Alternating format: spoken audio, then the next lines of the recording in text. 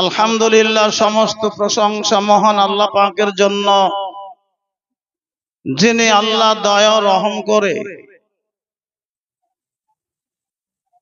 আল্লাহর কিছু প্রিয় বান্দা আর কিছু প্রিয় বান্দিকে আসার তৌফিক দান করেছেন। সেই আল্লাহর প্রশংসা করে বলুন আলহামদুলিল্লাহ। এরপর আমার নবী, আপনার নবী, বিশ্ব নবী, আকাই নামদার, তাজদারে মদিনা, আহমদে মুস্তাফা মুহাম্মদে মুস্তাফা সাল্লাল্লাহু আলাইহি ওয়াসাল্লামের উপর অসংখ্য অগণিত দরুদ ও সালাম, শান্তির ধারা বর্ষিত হোক। মহব্বতের সাথে বলুন আল্লাহুম্মা আমিন। ইউসুফ আলাইহিস সালামকে বিক্রি করার জন্য বিশাল মঞ্চ তৈরি করলেন। এইবার ঢোল পিটিয়ে দিলেন। একজন সুন্দর গোলাম বিক্রি হতে চলেছে। এই গোলাম যে কিনবে তার বাড়িতে হ্যাচাক বাল্বুর প্রয়োজন হবে না। রাত্রিবেলায় অন্ধকার দূর করে নূরের জ্যোতি, আলো প্রকাশিত হবে। বলুন সুবহানাল্লাহ।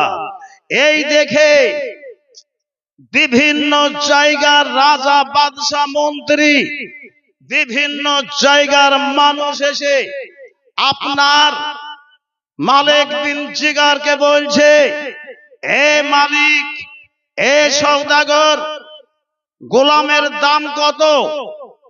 ইত্য বছরে জিবরিল আলাইহিস সালাম আল্লাহর হুকুমে ইউসুফ আলাইহিস সালামের কানে কানে বলে দিল, হে ইউসুফ, তোমার মালিককে বলে দাও যেন অল্প দামে বা বেশি দামে কারো কাছে যেন বিক্রি না করে, যতক্ষণ না মিশরের আজিজ না আসবে। বলুন সুবহানাল্লাহ।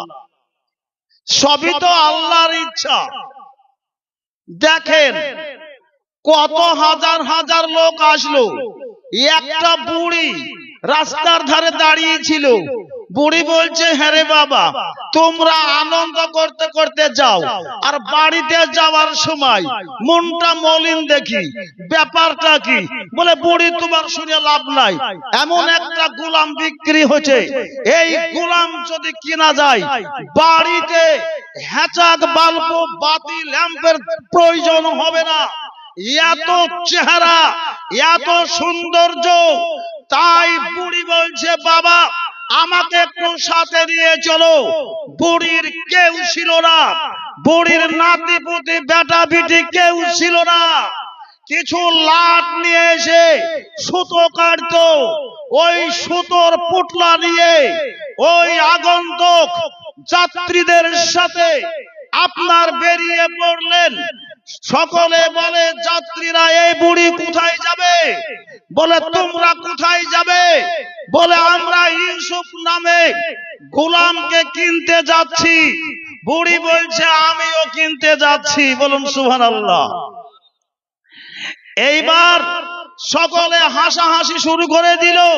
বুড়ি, তুমি হয়রান হইও না, বহু টাকা দাম উঠেছে, তাও বিক্রি হচ্ছে না, অতএব তুমি ফিরে যাও। বলে, আমি ফেরার বান্দা নয়, আমি ইউসুফের সম্মুখে হাজির হব ক্রেতা হিসাবে। বুড়ি মানুষকে ঠেলে ঠেলে ইউসুফ আলাইহিস সালামের সামনে গিয়া হাত জোড় করে চোখের পানি ফেলে বলছে, আমার ইচ্ছা ছিল, ইউসুফ, আমি যদি তোমাকে কিনতে পারি তাহলে আমি রাত্রিবেলায় আমি তোমাকে সামনে বসিয়ে আমি সারা রাত সুতা কাটবো, লাট কাটবো। কিন্তু দুঃখের বিষয়, আমার অর্থ নেই। আমার 250 গ্রাম এক পোয়া লাটের সুতো, অতএব আমি কিনতে পারবো না। দুই চোখে দেখার জন্য এসেছিলাম, দেখলাম তুমি একজন মহামানুষ, তুমি একজন ভালো মানুষ। জানি না শেষ বিচারে যদি একটু ওসিলা পাই, যদি একটু নাজাত পাই, তাই এসেছিলাম।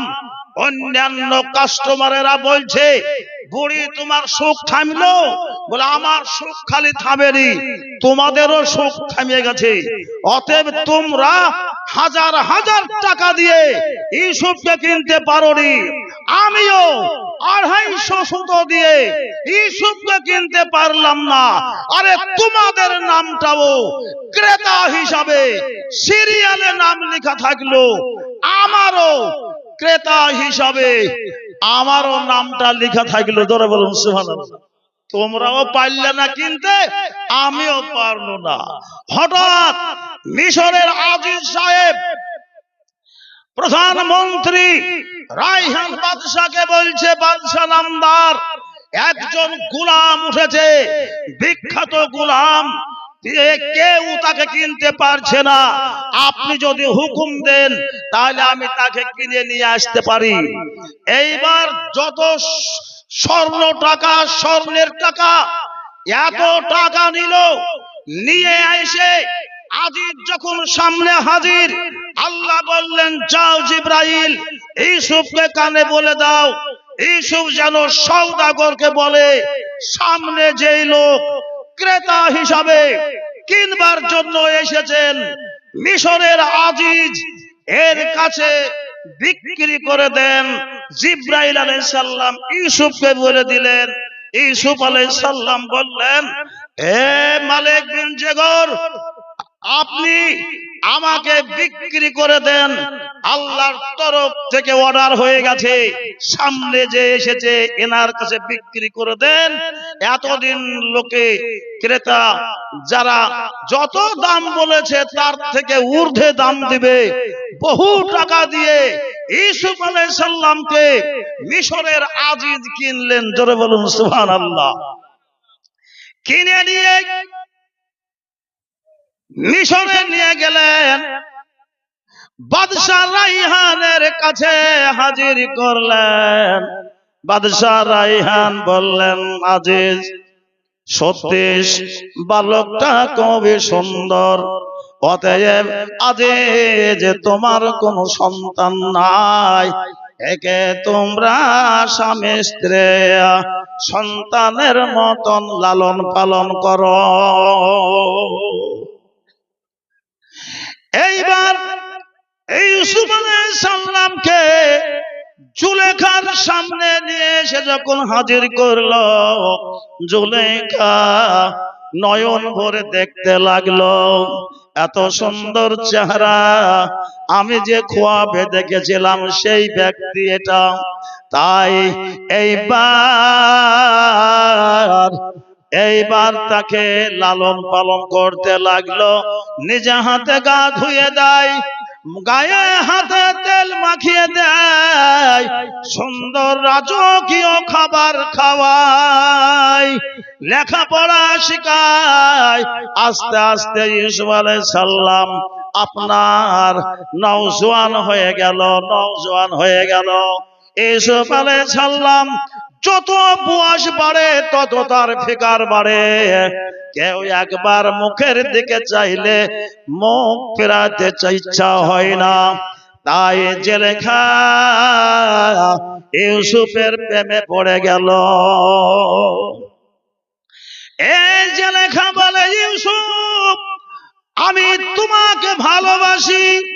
ইউসুফ বললেন, জুলেখা আমি আপনাদের কিনা গোলাম, তারপরেও আমি নবীর বেটা, নবী। জোরে বলুন সুবহানাল্লাহ। খবরদার ওই অপকর্ম করার জন্য চেষ্টা করবে না, আমি তোমাকে ভালোবাসতে পারবো না। এই জুলেখার ভালোবাসার কথা চারিদিকে ছড়িয়ে পড়লো। 5টা মহিলা, এমনকি আমি পড়েছি 40টি যুবতী মহিলা জুলেখাকে ধরে বলল, জুলেখা রে, একটা মেয়ের দুর্নাম হলে 5টা মেয়ের দুর্নাম হয়, তুমি বড় বাদশার ঘরের মেয়ে বউ, তুমি গোলামের সাথে নাকি মাতে গেছো, গোলামের সাথে নাকি তুমি প্রেম করছো। জেলেখা বলল, ও বোনেরা, তোমাদেরকে এই কথার জবাব আমি বাড়িতে দিব। আগামীকাল তোমাদের দাওয়াত থাকিল। 40টি মেয়েকে দাওয়াত করে ডেকে লাইন করে বসে দিয়েছে। জেলেখা 40টি মেয়েকে একটা করে নেব, একটা করে ছুরি দান করলো। জেলেখা বলল, তোমাদের সামনে যখন খাবার দেওয়া হবে, আমি যতক্ষণ লেবু কাটতে বলবো ততক্ষণ লেবু কাটবে না, যখন বলবো লেবু কাটো তখন তোমরা লেবু কাটবে। এই বলে ইউসুফ আলাইহিস সালামকে বাড়ির ভিতরে বাদশাহী পোশাক পরে, আপনার জরির পোশাক পরে খিড়কি দরজা দিয়ে 40টি মেয়ের সামনে ঠেলে দিল। দেওয়ার সাথে সাথে জেলেখা বলল, বোনেরা তোমরা লেবু কাটো। এইবার ইউসুফ আলাইহিস সালামের দিকে তাকায়া, এরা বেহুশ হয়ে গেছে, এটা মানুষ না, এটা ফেরেশতা। বেহুশ হইয়া যাইয়া এইবার লেবু কাটতে যাইয়া 40টি মেয়ে, একটাও মেয়ে বাদ যায়নি। 40টি মেয়ে লেবু না কেটে নিজের আঙ্গুল কেটে ফেলেছে। সুবহানাল্লাহ। জেলেখা ইউসুফকে টান দিয়ে ঘরের মধ্যে ঢুকাইলেন। এইবার জেলেখা বলছেন, বোনেরা খাও। বলে, জেলেখা কি করে খাবো? আমাদের সামনে কে এসেছিল, কাকে পাঠিয়েছিলেন? তার নূরের চমকে আমাদের চোখে দাদা লেগে যায়, আমরা তার চেহারা দেখে পাগল হইয়া যাই। আর আপনি সেই সময় লেবু কাটতে বলেছিলেন, আমরা ওই গোলামের চেহারায় আত্মহারা পাগল পারা হইয়া লেবু কাটতে যাইয়া লেবু না কেটে আমরা সকলে আঙ্গুল কেটে ফেলেছি। ধরে বলি সুবহানাল্লাহ। এইবার 40টি মেয়ে বলল, জেলেখা ছেলেটাকে, বলে এটাই তো হলো ইউসুফ, আমি একে ভালোবাসি, আমরা দুজনা এক জায়গাতে শুয়ে থাকি, আর ইউসুফের পা থাকে দক্ষিণের দিকে আর আমার পা থাকে উত্তরের দিকে, একটাই বালিশ, এক বালিশে শুয়ে থাকি। ও বোনেরা, আজ পর্যন্ত ইউসুফের মন পাইনি, ইউসুফ আমাকে ভালোবাসে না, ইউসুফ আমার দিকে চোখ তুলেও তাকাই না। আর তোমরা মিথ্যে গুজব করছো, আমি ভালোবাসি কিন্তু ইউসুফ ভালোবাসে না। 40টি মেয়ে বলল, জেলেখা তুমি কিনা বাপের বিটি, এতদিন ধৈর্য ধরে আছো, আমরা হলে কবে হার্ট ফেল করে ফেলতাম। 40টি মেয়ে লজ্জায় ম্রিয়মান হইয়া ফিরে গেল। হঠাৎ একজন বুড়ি শুনতে পেয়ে চলে আসলো, ক্যারিশমা, বুড়ির নাম ক্যারিশমা। বুড়ি বলল, জেলেখা কত দূর আগিয়েছে? বলে, কি আগিয়েছে মা? বলে, ইউসুফের সাথে তুমি প্রেম করছো। ইউসুফ কি তোমার সাথে প্রেম করে? বলে, না, আমি একাই আশক, ইউসুফ কিন্তু মাশক হয় নাই। আশক মাশক না হলে প্রেম হয় না। ইউসুফ আমার দিকে তাকাই না। বুড়ি বলল, ময়মনা কুটনি। বুড়ি বলল, জেলেখা আমি তোমাকে একটা কথা বলছি শোনো, সপ্তমখানা ঘর বানাও, আর ঘরে আপনারা আর্টের ছবি যারা আঁকায় তাদেরকে ডেকে নিয়ে এসে ঘরের মধ্যে স্বামী স্ত্রীর মতন গলা ধরে গালে মুখে চুমে খাওয়ার ছবি ওই ঘরের মধ্যে তুমি আঁকিয়ে নাও। ইউসুফ হচ্ছে একটা ভালো মানুষ, এ প্রেম কি জিনিস বুঝে না, তাকে বোঝাতে হবে। তাই আজিজ বলেছিল, জুলেখা তুমি জীবনে যা চাইবে তাই দিব, কিন্তু তোমার সাথে সংসার করব না, হবে না। তাই জেলেখা বলল, স্বামী গো আমাকে হপ্তম খানা ঘর বানিয়ে দাও, আমার প্রয়োজন দরকার। ঘর বানানো হয়ে গেল, ছবি আঁকানো হয়ে গেল। জেলেখা ইউসুফকে বলল, ইউসুফ আমার স্বামী ঘর বানিয়েছে, চলো দেখে আসি।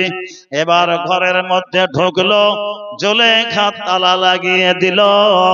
আর দেখছে ঘরের মধ্যে, দেখছে আপনার ছাদের দেওয়ালে ডাইনে বায়ে পায়ের নিচে মাঝাতে শুধু জেলেখার ইউসুফ ছবি আঁকানো। ইউসুফ আলাইহিস সালাম পণ্ডিত মানুষ, তিনি বলছেন হায় রে, জেলেখা আমাকে পাওয়ার জন্য এগুলো করেছে। দ্বিতীয় ঘরে গেল, দরজায় তালা মেরে দিল। তৃতীয় ঘরে গেল, এইভাবে 7টা রুম পার হইল, তালা মেরে দিল।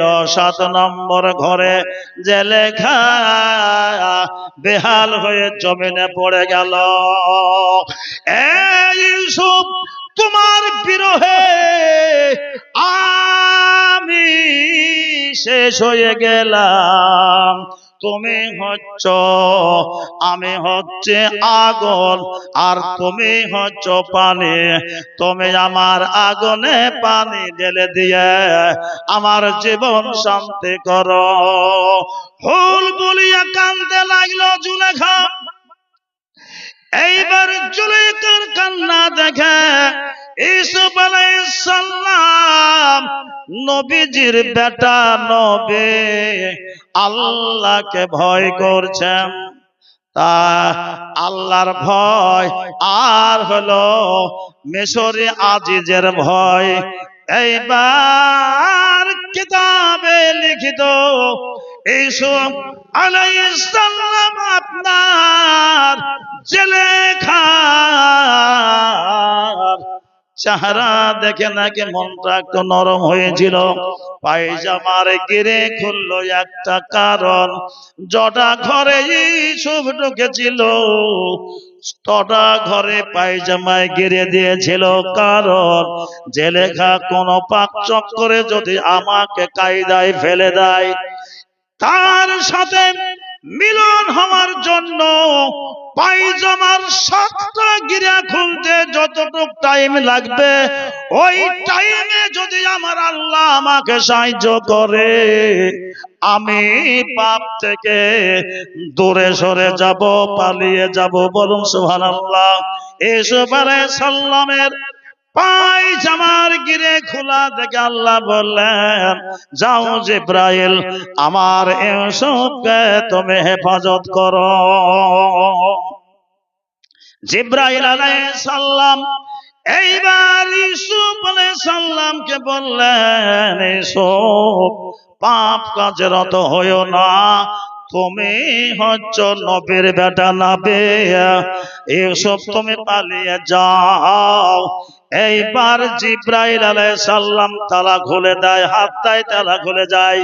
ইউসুফ আলাইহিস সালাম পালাতে লাগিলেন, আর জেলেখা বেগতিক দেখে পিছে পিছে তাড়তে শুরু করলো। প্রথম ঘরে জেলেখা ইউসুফ আলাইহিস সালামের পিছনের জামাকে চেপে ধরলেন। টিপ বোতামের জামা পটপট করে খুলে দিয়ে জামা ছেড়ে দিল। জেলেখার হাতে জামা থাকল। ইউসুফ আলাইহিস সালাম দৌড়াতে দৌড়াতে এবার চলে আসতে সামনে আজিজ পড়ে গেল। বলুন সুবহানাল্লাহ। আজিজ বলছে, ইউসুফ তুমি এত দৌড়াছো কেন? বলে তেমন কিছু নাই, একটু রান করছি। তাই নাকি? এই দিকে জেলেখা মাথার চুলগুলো আউল ঝাউল করলো, করে আপনার শাড়িগুলো ধুলো মাটি মাখাইলো, জীর্ণ শীর্ণ হইয়া আউল জাউল হইয়া এসে আজিজের সামনে মায়া কান্না কানতে লাগলো। এ স্বামী, এমন গোলাম টাকা দিয়ে কিনে এনেছ, তোমার আমানতের খেয়ানত করছিল, কিভাবে বেঁচে গেছি দেখো, আমার অবস্থা কি করেছে। ঘরের মধ্যে মিথ্যে তহমত লাগিয়ে দিল। এবার আজিজ সাহেব এসবকে বলল, এসব তোমাকে ভালো মানুষ মনে করছিলাম, আজকে তুমি আমানতের খেয়ানত করছিলে। ইউসুফ আলাইহিস সালাম বললেন, এই আজিজ সাহেব, আমি আল্লাহর কসম করে বলছি, জীবনে মিথ্যা বলিনি, আজও মিথ্যা বলবো না। জেলেখা মিথ্যা তহমত দিয়া আমাকে অপদস্থ করতে চাইছে আপনার কাছে। জেলেখা বলল, স্বামী, ওই ইউসুফকে জেলখানায় না ঢোকানো পর্যন্ত আমি পানি গ্রহণ করব না। এ স্বামী, আপনার ইজ্জত রেখে আছি, অতএব আপনি বলেছেন যা বলবে তাই করব, যা চাইবে তাই করব। স্বামী গো, ইউসুফকে মাত্র জেলে ঢুকিয়ে দেন।